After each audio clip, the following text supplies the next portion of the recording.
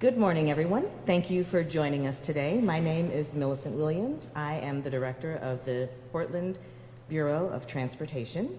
I am joined by a host of friends, supporters, and colleagues, and I'm also joined by the commissioner in charge of transportation, Mingus Mapps. We'd like to thank all of you for joining us here today. We'd like to thank the media for being here today as well. We're here to call attention to today's City Council vote on transportation funding. The City Council will consider referring the Fixing Our Streets program to voters for a third 4-year term. This is the 10-cent gas tax that is dedicated to supporting maintenance and safety on Portland streets. They will also consider renewing the heavy vehicle use tax, so both light and heavy vehicles pay their fair share to invest in critical street repair, maintenance, and safety projects. As the director of the Portland Bureau of Transportation, I know how important this funding will be for our city, as it will allow our crews to get out and fix potholes, maintain streetlights, build safe routes to schools, and so much more. Last week, Portland's experience of a deadly series of snow and ice storms racked the city. Our crews were out 24/7 doing their jobs, keeping major roads open so that critical travel could continue. Last week, we were more visible than usual. But PBOT crews are out all year long maintaining roads and making them safer. We help people get to where they need to go every day. We can't do our jobs without this funding, which is why today's action is so important. It's why the Fixing Our Streets program is so critical. I want to thank Commissioner Mapps and the community partners that have made it possible for us to be here today. And with that, I'd like to welcome the Commissioner in charge of Transportation and my boss, Mingus Mapps. Commissioner Mapps. Thank you very much. Thank you, Director Williams, and thanks to everyone who's joined us here this morning. Now, as you heard, in a few minutes, I'll join my colleagues on City Council, and at that meeting, I will ask my colleagues on council to renew the Fixing Our Streets program. Now, I'm proud to take on this task, and I am confident and hopeful that my colleagues on council will strongly endorse this proposal and send it to the voters for the May election. And here is where my hope comes from. As we have heard, voters have approved this program twice in the past, and I believe Portland voters will support the Fixing Our Streets program for a third time when they receive their ballots in the mail next May. Let me explain what's going to be on that ballot. Now, this is a straightforward renewal of the 10-cent gas tax that has been in place since 2016. If Portland voters renew this tax, the rates will stay the same. I want to repeat that. The rates on this proposal will stay the same. No one will pay a higher rate than they are paying today, and right now most Portlanders pay about $5 a month through this program.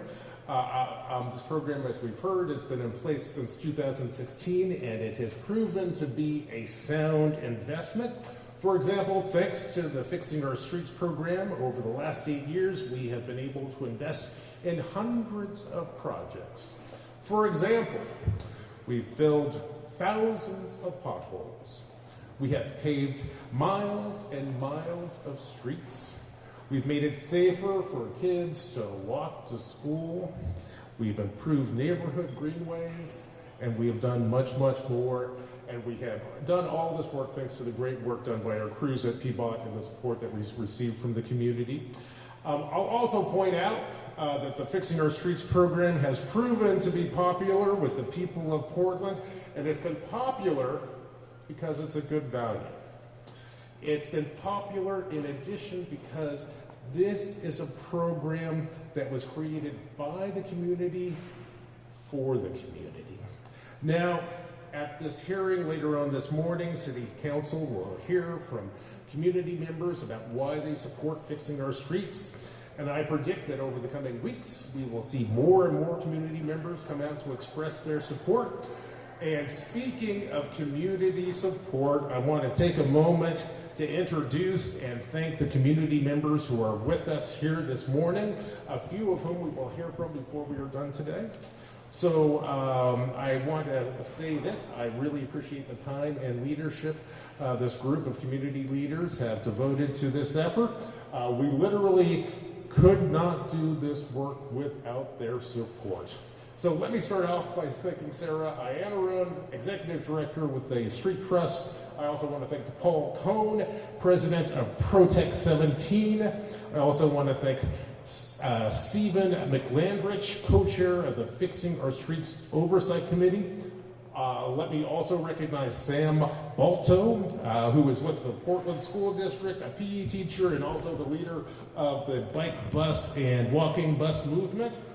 And I also want to thank the many other organizations who have come together to make this happen, including our PBOT Budget and Bureau Advisory Committee, the Columbia Corridor Association, the Getting There Together Coalition, Bike Loud, Northwest Oregon Labor Council, and Oregon Walks.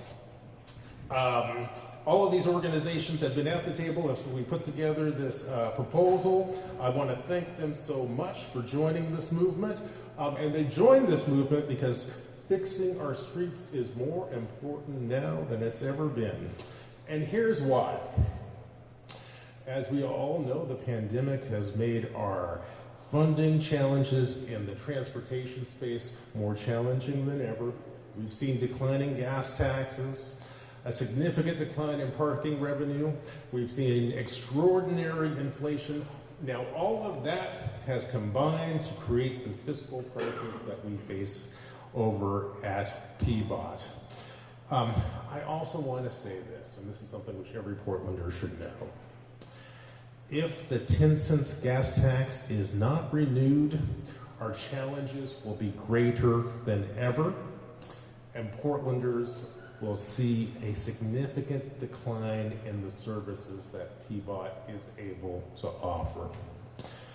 And as we learned last week, those services are so important. I think we're all still recovering from what was truly a horrendous snow and ice storm. We saw downed trees, power outages, and you also saw PBOT crews out there in the snow and the winds trying to help Portlanders get to where they need to go. And let me tell you this, as long as I'm commissioner of PBOT, you will see our teams out there even after the storms. However, for us to work effectively, we need the Fixing Our Streets program to make that possible. You know, the Fixing Our Streets program provides funding for our crews to fill potholes, pave streets, and make our streets safer. And beyond winter storms, I believe that Portlanders will see the value of our transportation system because we all rely on it every day. We also know how important our transportation system is to public safety and for reducing carbon emissions and for healthy and livable communities. And that's why the Fixing Our Streets program renewal is so important.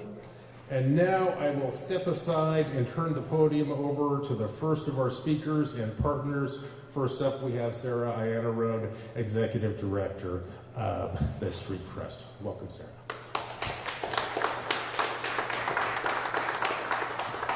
Thank you, Commissioner Maps, Director Williams. Good morning, everyone. I am Sarah Iannarone, Executive Director of the Street Trust, a nonprofit advocacy group which has fought for over 30 years for better transportation in Portland. I want to start out by thanking the employees of this city and our partner agencies who worked tirelessly last week to ensure our recovery from the storm. It was painful, but an important reminder of the extent to which we all rely on high-quality government services in order to care for our families, to get to our jobs and businesses, and to connect with the basics that we need for survival: food, medicine, shelter. The transportation system connects us all, and so thanks to everyone who got us back moving again. And I hear the bike lanes are getting cleaned swiftly, so thanks to operations and maintenance for that too. Before last week's storm, though, our streets were already struggling. Our roads and bridges are in decline, while the costs of maintaining and upgrading them continue to rise. Last year was sadly another record-setting one for traffic fatalities, Portland's highest in 4 decades. One of Portland's deadliest streets, 122nd Avenue, killed 6 people in 2023. 4 people were killed in traffic crashes in the small 48 hours between Christmas Eve and Christmas Day. And those deaths all occurred on the high crash corridors, which we know are where most crashes in our city happen. These are preventable deaths, and they disproportionately affect people walking, people without housing, and people in East Portland. This is no time to be slashing PBOT budgets or critical staff who are working to address emergency conditions and a public health epidemic of traffic violence. Yet PBOT continues to operate in a state of revenue crisis. Since the pandemic, as Commissioner Mapps noted, their general tax revenue is down 18%, and the Bureau faces $60 million in revenue shortfalls over the next 5 years.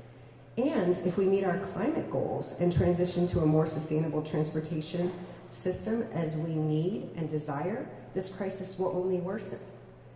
So, Portland cannot wait. We need to take action now. The Street Trust is calling on City Council to refer the Fixing Our Streets renewal to the May ballot and asking all Portlanders to support the program with their vote. Let's make our transportation system equitable, beautiful, and resilient. Thank you very much. And next up will be Paul Cohn.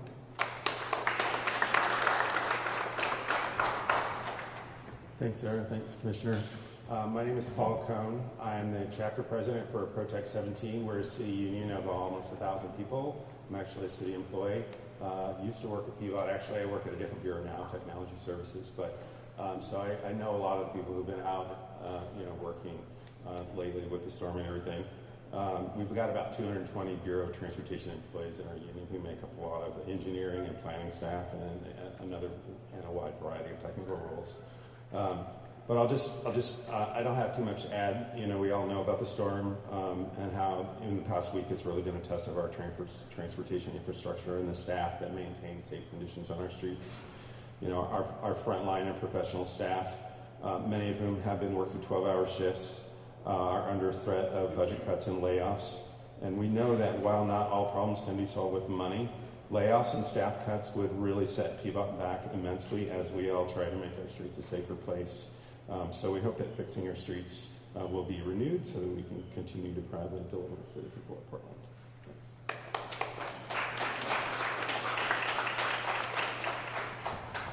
Hi, everyone. Thank you, Director Williams, Commissioner Mapps. I'm Stephen McLandrich. I'm the co-chair of Fixing Our Streets Oversight Committee. And as a member of the Oversight Committee, I get to wear a couple hats. First, I get to be just a citizen of Portland, like those that will get to vote for this new proposal. Like many of us, I feel a need to do all I can to make our streets safe for our families, our friends, and our greater community. With the successful passage of this proposal, the outcomes in 2028 will be better than without it. And with my committee co-chair hat, I can say that our committee looks forward to working on this next phase of fixing our streets and thinks this new proposal makes good sense for transportation safety and for street maintenance. We will work with the community to help program this next round of projects. Thank you. Next up is Sam with the bike bus.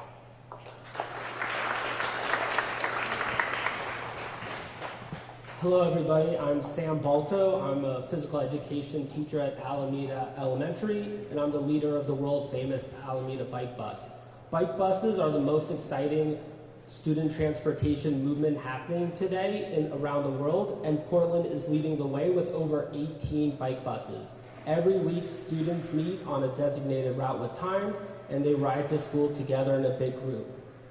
The backbone of the bike bus movement is our Safe Routes to School network, which is the neighborhood greenways. We use these neighborhood greenways every week as a great space for us to ride to school together. I can tell you that the Fixing Our Streets Funding provides critical infrastructure that creates the culture change that we so desperately need. As the leader of a bike bus, leading over 200 parents and students riding to school, we had a diverter that was recently installed. And this diverter created a tremendous change in terms of the safety of the students riding to school. We encountered less cars impatiently using neighborhood streets to cut through, and created a safer environment that helps change the culture for students so they feel safe riding to school. If you're unsure why fixing our streets is so important, please come and join a bike bus in your neighborhood. If you're curious where there's one happening, check it out at bikebuspdx.org, and let's get more students and caregivers riding to school, to their friends' houses, and to businesses. Thank you.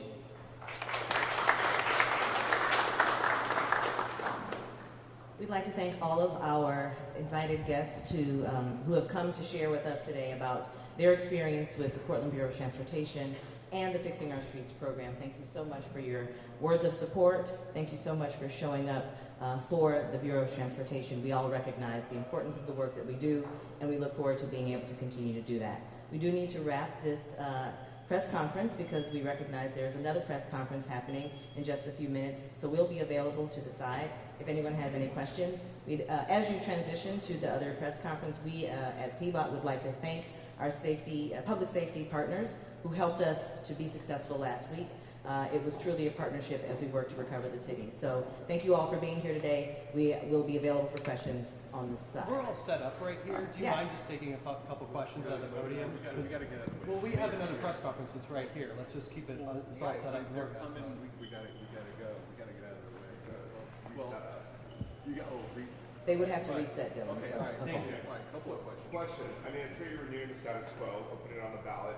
But if we're talking about inflation, electric cars impacting the budget, why not add more to the ballot to account for inflation in the next 4 years that people will be talking about, definitely? Sure, thanks for the question. We did bounce that idea around, and we also went out to the communities that we've served over the past 8 years with the program to determine the appetite for an increase in the gas tax. What we learned was that people were happy with us being able to continue with what we have, even though we recognize the inflationary impacts to our ability to effectively do the work. But there was not the appetite for us to increase, even according to inflation. So we're looking at how we can make sure we stretch the dollar as far as we can by leveraging Fixing Our Streets dollars against other investments, making sure that we're able to stretch the dollar, but the climate was not such that we would be able to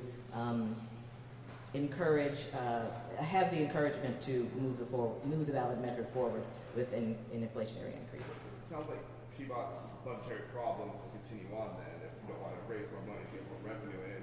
Does there have to come up a little bit higher at the state level for more funding for you guys? There are any number of ways that we'll need to work with our state partners, our county partners, and the city to ensure that we're ensuring we have enough revenue to cover the costs that we have.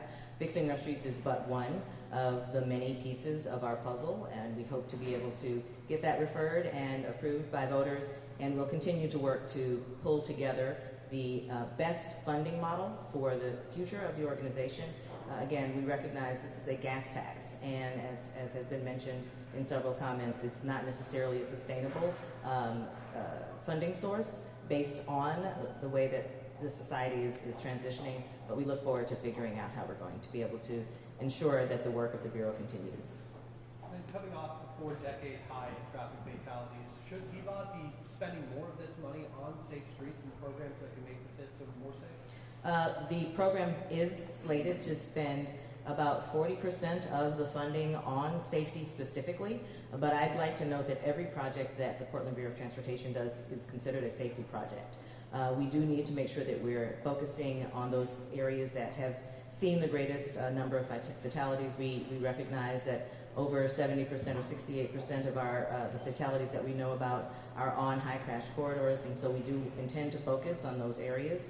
But every project is a safety project, but yes, there is a significant amount of the funding that is dedicated specifically to safety and to the types of measures that will ensure that we're able to turn the dial in the other direction. When it comes to electric cars, they use our streets too. Obviously, they don't pay the gas tax. How's PBOT looking into ways to have people who drive electric cars contribute to PBOT's budget? There are a number of opportunities for us to evaluate what we can do. Vehicle miles traveled is one of the tools that people use in other jurisdictions that we hope to be able to consider as we move forward. One last question, and we understand the mayor's event is going to be held in the Rose Room up on the 3rd floor, so we'll need a few minutes to Reset. relocate up there. Yeah, so one last question. And then remember the city council meeting today, the first meeting in the temporary location for Chambers, 1900 building. Technically, that meeting starts at 9:30. Our time certain should be after 9:45, no earlier than that. So we'll look forward to following up with you then. Thank you. Thanks, everyone. Thank you, everyone. Thank you.